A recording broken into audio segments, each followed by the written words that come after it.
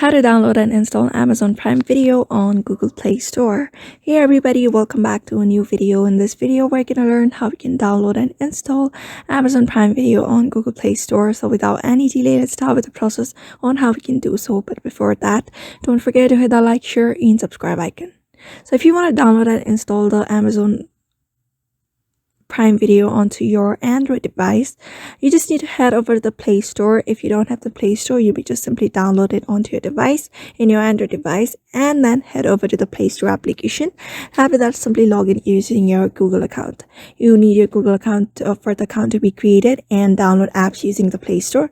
After that is done, you just need to head over to the search bar at the bottom. You can find that ready option there. You're gonna go to the search bar and search for Amazon Prime Video. Just type in Amazon Prime Video, or just type in, or you may just voice as well.